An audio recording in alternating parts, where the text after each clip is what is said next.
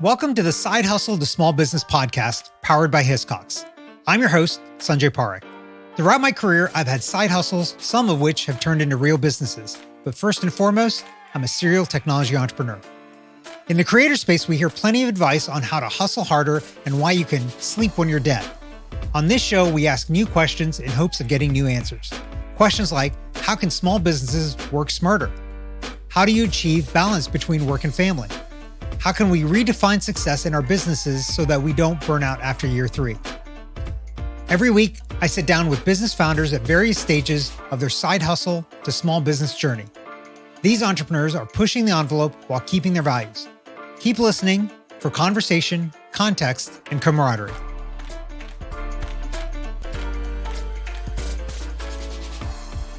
Hi, and welcome to the Side Hustle to Small Business podcast. Today, my guest is Rachel Donnelly. Rachel, welcome to the show. Thank you so much, Sanjay. Thank you for having me. So as a means of introduction, I'd love for you to give us a little bit about your background and what got you to where you are today. So I'm actually from Atlanta, which nobody is from Atlanta if you live here. And I think to understand how I got to where I am, it's important to sort of give a little bit of background. I'm not going to bore you with all the stuff, but I grew up in a very sort of Mayberry sort of lifestyle in the south side of Atlanta, and my dad was the only doctor in town. And I grew up with people who were sick and dying, knocking on our door in the middle of the night. And so I was used to being around sick people growing up. And fast forward, I had a lot of deaths in my family. Unfortunately, my dad died when I was 16. And fast forward, my mom passed away. And I was, at the early stages of my career, had 2 small kids, and was dealing with the administrative logistics of losing a loved one, which nobody really talks about. No, they don't. And I just started a brand new job where I had no time off in the first 90 days. I was starting a job at Shepherd Center, which is a spinal cord and traumatic brain injury hospital here in Atlanta. And the day before I started, my mom found out she had cancer and needed surgery. And she was diagnosed, had surgery, and died within the first 60 days. Wow.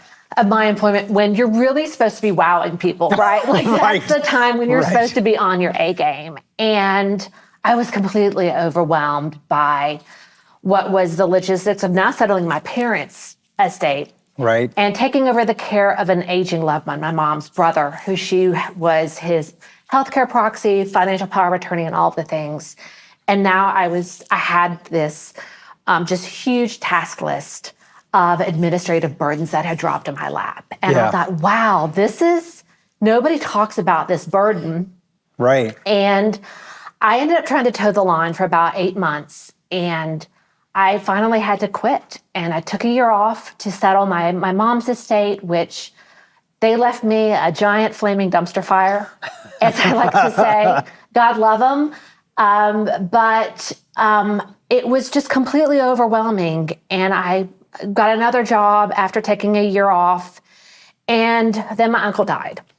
And I was now settling his estate. Right. I was still the executor of my mom's estate, and now the executor of my uncle's estate. So you were paralleling both of these. I was tandeming, yes. Wow. And I had been at the Chase Bank for 6 hours one day, trying to open up an estate bank account for my uncle's estate. And I just kept hitting red flag or snag after snag after snag. And I wanted to drive my Honda Odyssey through the bank lobby. I decided not to because I was so frustrated. Yeah. And I thought, a light bulb went off in my head, and I thought, why isn't there anybody out there to help shepherd people through this administrative burden? I picked up the phone, I called my husband, I said, I just had an idea. I am going to create a business to help overwhelmed executors or those who are grieving and lost a loved one manage these unavoidable administrative logistics. Right. And so my business was born as a side hustle. And so you're still doing a full-time job? I'm still working at Georgia Tech, yes. Oh, okay. So you're still working full-time I'm still working full-time, and doing this as a side hustle, okay. And I started my business in February of 2020.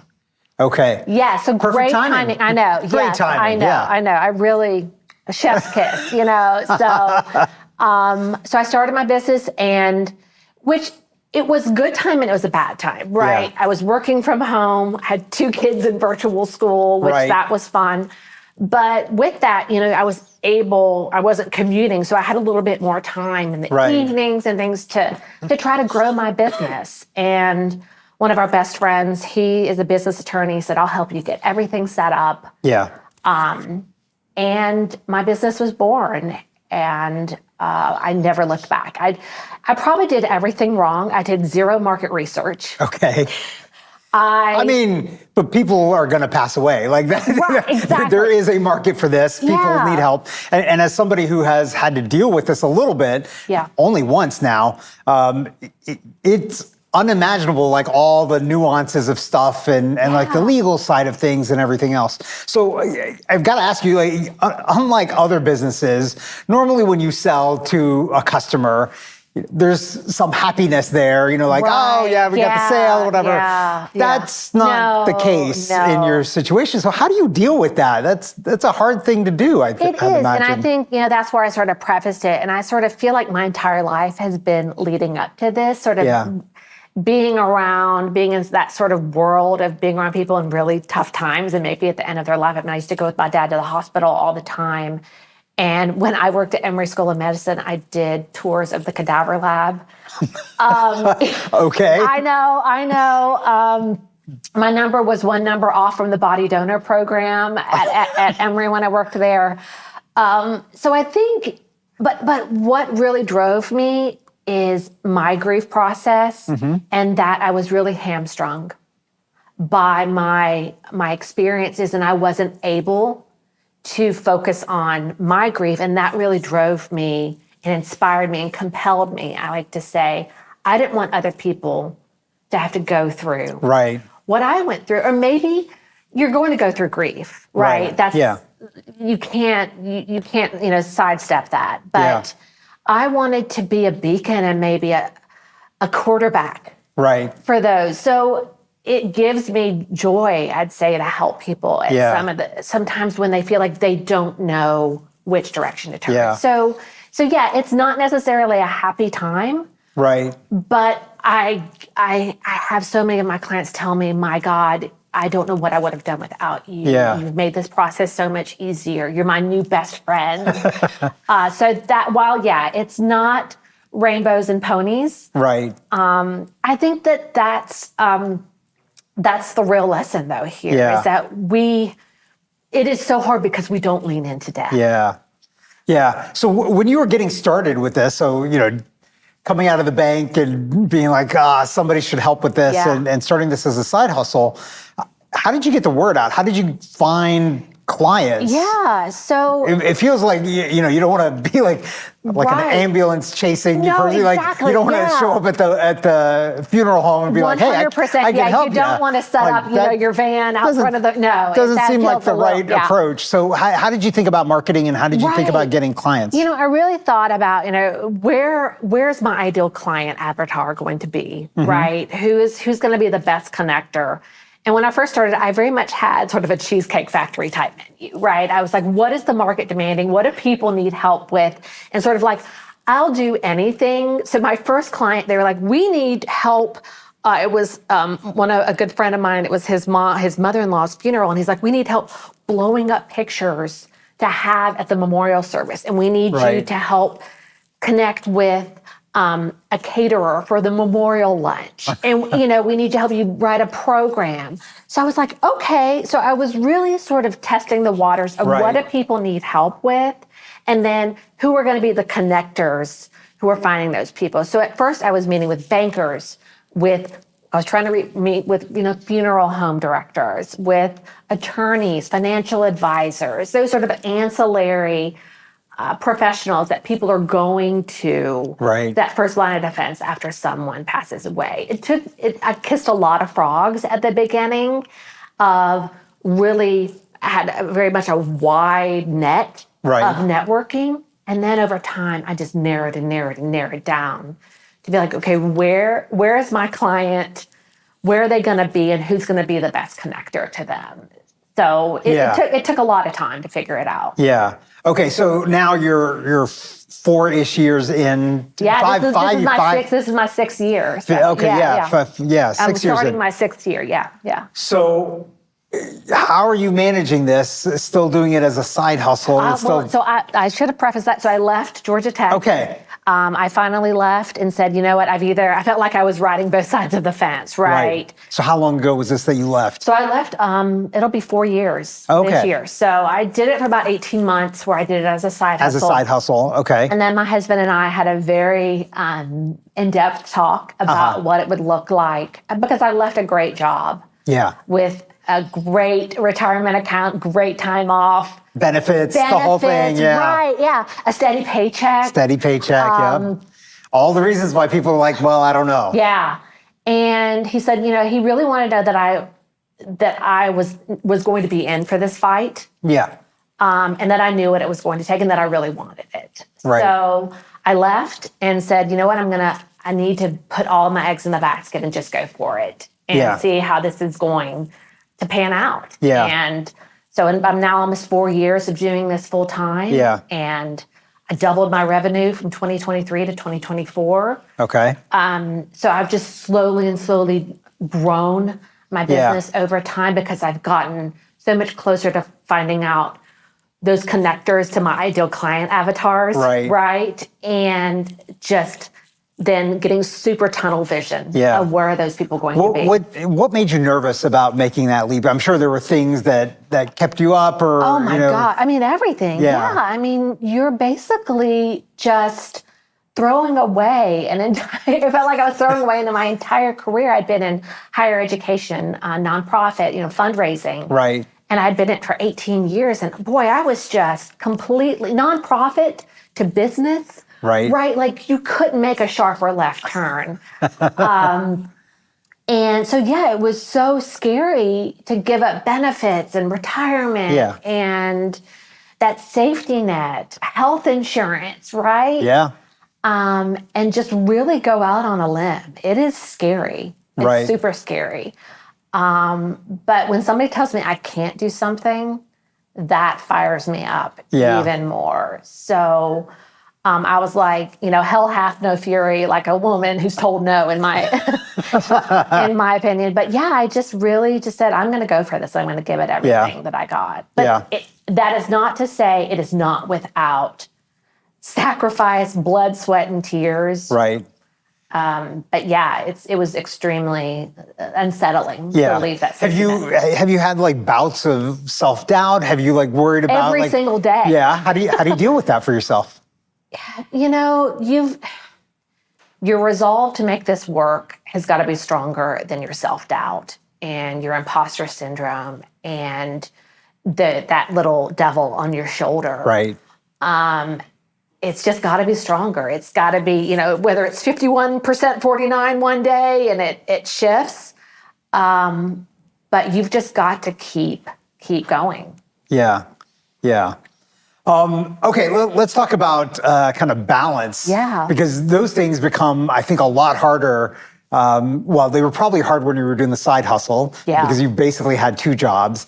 Now it's all your thing. Right. So how do you think about balance in terms of family? And you talked about having young kids when your first losses happened. How do you deal with the time and managing that between these things? I'll be honest, it's still very much a struggle and something that that work-life balance, I don't know what that is. Yeah. Sometimes I wonder if it's a myth. Because you've just got to always find time, whether I'm getting up at 4 or 5 in the morning to answer emails and to work. You've just always got to find those pockets of time to just keep things moving. But then, last week I went on a ski vacation with my family and I tried to really unplug. So taking those times and slowing down to speed up, I think is super important. And you've just got to tell yourself, you know what, I can't do this all the time, all day, every day. Right. And you've got a team now as well, right? So it's not just you. Growing a team, right? Yeah, I've got several team members who help me out. But yeah, so it's not on me. But then you're still, my virtual assistant just told me she's leaving, right? So now I'm like, so it's it's all on you, right? From taking out the trash to doing social media to networking to biz dev to accounting to all of the things. This is the big shift of being an employee versus being the boss, right? That you've got to think about all of those things. Right. Had you ever done anything like this before, like when you were a kid, anything entrepreneurial or anything else like that? Not really. I love to work in my dad's office. My dad was a family practitioner, and I loved to be in his office and just help. I would help with charts and putting charts back, and I just loved it. And would restock the certain rooms, and so I loved that. I loved the idea of owning your own business. So it always intrigued me. The variety, the being your own boss, being the one who's sort of in charge of where this ship is going to go really intrigued me. Has that always been something that's been in your mind of wanting to be an entrepreneur? Yeah, 100%. I just always thought, my gosh, I am going to be so remiss and so upset if I don't ever take the opportunity to start my own business. Yeah, that's great. Okay, so you've got the business now. You've been growing year over year. What kind of plans do you have kind of in the future? Because I think the one thing that I think about with your business is, unlike a lot of other business, there's really not recurring revenue. Like you're doing one project. Hopefully there's not. Yeah, pipeline is the biggest issue. So how do you think about that, and how do you think about growth for the business? Right. Well, and I've also started a second business. Okay. Because why have one when you can have two? Of course. Right? Yeah. So people started to find out about me. I found other women who were doing similar things to me. And then people started to come to us and say, can you teach me how to do what you do? Okay. So we created the industry organization. It's called Professionals of After Loss Services. And we now have a proprietary training program, and we taught people from all over the world how to do this. Yeah. So I think that that's one part of that parallel process of me growing my business. If there are other people out there who are doing this and who are trained, then the word's going to get out. Right. That we're here, this is a service. Right. I sort of think of it as like professional organizers were maybe 20, 30 years ago. Yeah. A very niche, new cottage industry. And now, your pantry's a mess. You call a professional organizer to help you go to the Container Store and do all the things, right? And so it's way more mainstream. So the more people that are out there doing this, who have a code of ethics and who are trained, then I think that that's going to more open the window for me to continue to grow. Yeah. But, I'm looking at this as, is this sort of an enterprise model? Do I have an AfterLight, that's the name of my business, an AfterLight of Georgia, and then an AfterLight of Florida. Right. And because those are really very localized things, correct, right? Like you can't be here and be dealing with somebody's estate. I do have clients all over the U.S. Okay. But it makes it harder, I would imagine, right? It does, because, I know, not that I am very clear, I'm not an attorney. I will not help with any of the legal aspects. Stuff, right? But the majority of my clients come from attorneys because I'm helping their clients with the homework. Right. If you've ever lost a loved one and you have to go through the probate process, the attorney gives you sort of a laundry list of things you need to go do. Right.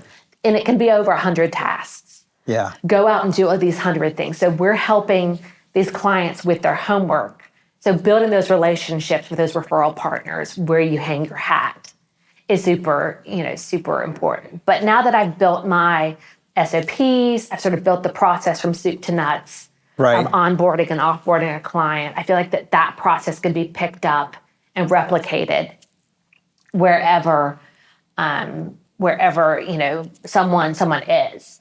Because I think that's the hard part of losing a loved one, is not knowing where to turn. So if there's somebody like me in Poughkeepsie, and they know the attorneys, the financial advisors, the accountant, an appraiser, in that area to help them with all those logistics, then that really builds what I like to call the continuum of care. Yeah. So you said something that I want to dig into a little bit. You started up this program to help train other people.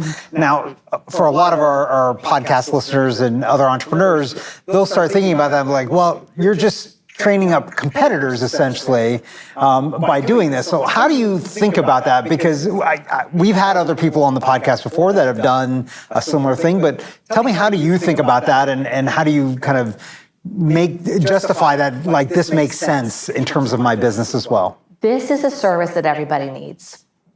And I'm only one person. I'm now people who are going through the training program, they sometimes come on board with me and bring in clients and help clients. There's enough sand in the sandbox. Right.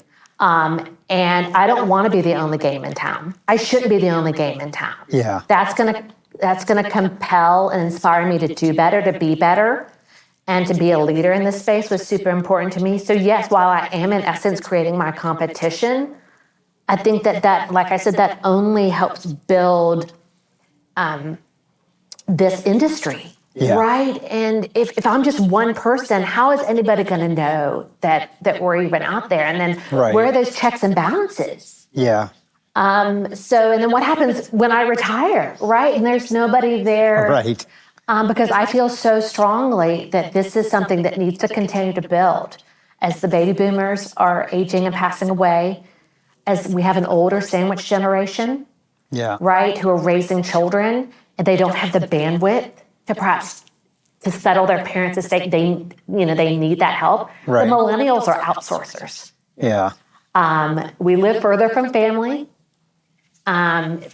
We have more assets, more stuff than ever. And I think that's sort of creating this perfect storm for after-loss professionals. That's what we call ourselves, to come in and help be that shining beacon. Yeah, it's an interesting approach. To me, it sounds very much like Henry Ford and how he thought about the automobile, because he was like, well, if I'm the only one making it, that's not going to work, right? We're not going to get this series of roads and everything. It doesn't make sense to do it that way. You've got to expand the market by also creating or helping create competitors, essentially. Absolutely. And like I said, it only makes me stronger and, like I said, creates that sort of ethics and like those checks and balances and industry awareness. Has there been things that you've learned going through that process of training other people that you've then implemented in your own business? 100%.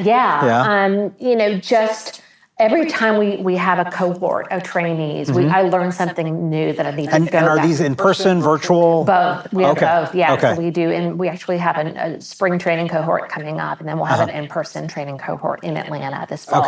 Okay. But yeah, absolutely, just different people's perspectives, where they're coming from, where they are. Are they adding this as an ancillary service to an existing business, or are they propping up Got it. a new business such as I did? Yeah. So you're learning new things. They're having different client engagement and questions that come up. And I think, oh goodness, I need to have some sort of protocol in place. Right. Should that come into play, right? So it's always, I'm creating like a data bank of different companies. Oh, I talked to this company and they told me that we need to do this when a client passes away, right? So it's helping to sort of really create the buzz and around the industry and what we're doing. Yeah. The practice of the work. Interesting. Okay, last couple of questions here. First, if you were talking to somebody else that was thinking about starting a side hustle or going all in on their side hustle like you did and launching it into a full business, what advice would you give to those folks? Yeah, I'd say pace yourself. I sort of liken myself to that show Alone, where they go out and they're all by themselves and they have to find food and shelter. Yeah. And the people who don't make it are the ones that try to build like a log cabin in the first week, and then they completely deplete all of their calorie, resources, and then they're exhausted. So don't try to boil the ocean in the beginning. Yeah, you've got to do this. I wanted full world domination in a week, right?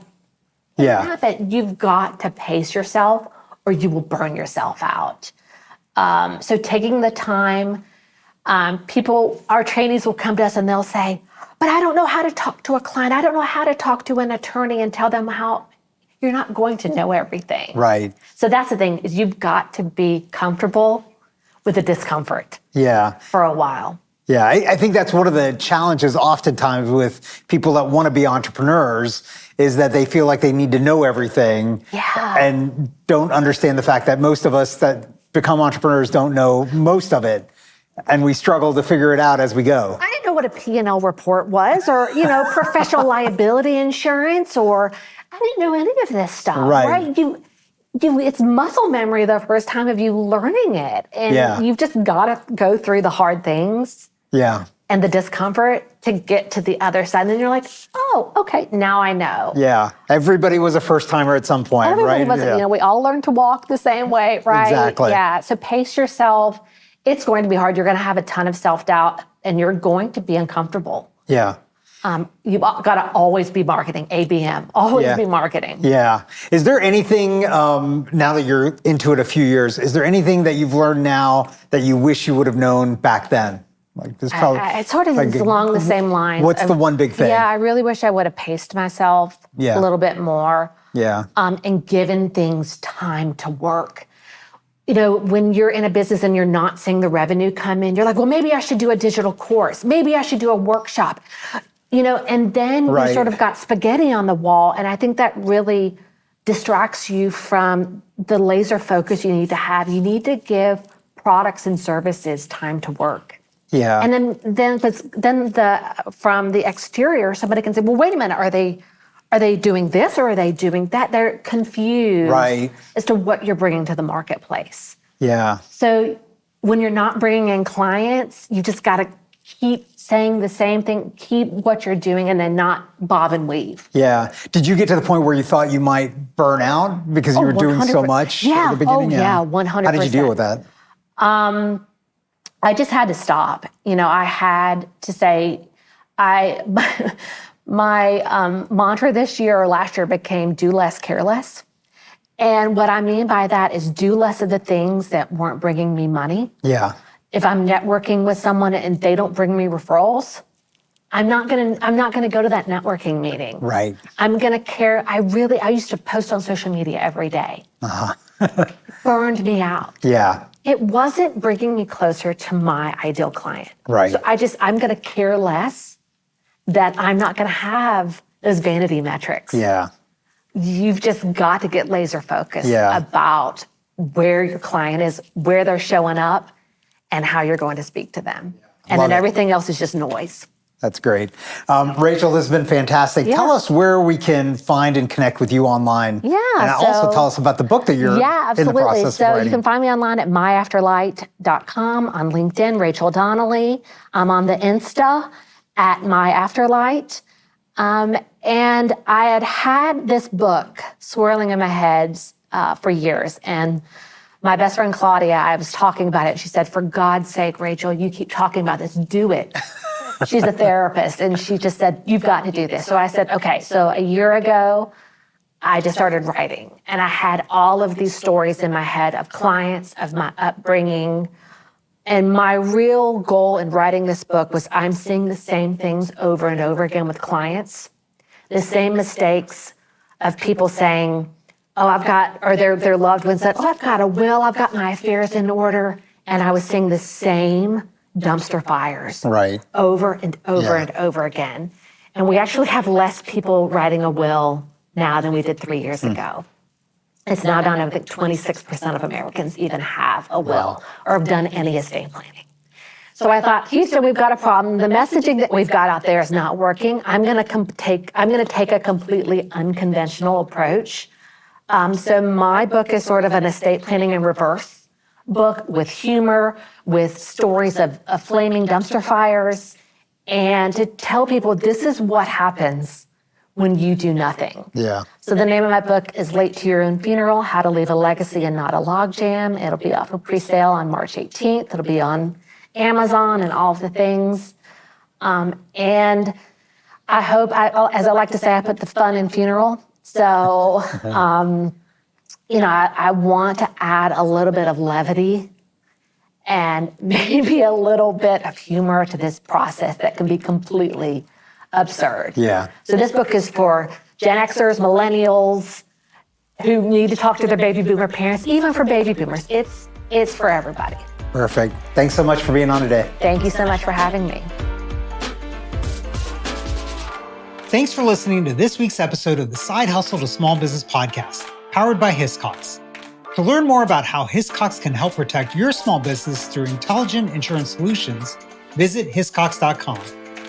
And to hear more Side Hustle to Small Business stories or share your own story, visit hiscox.com/side hustle to small business. I'm your host, Sanjay Parekh. You can find more about me at my website, sanjayparekh.com.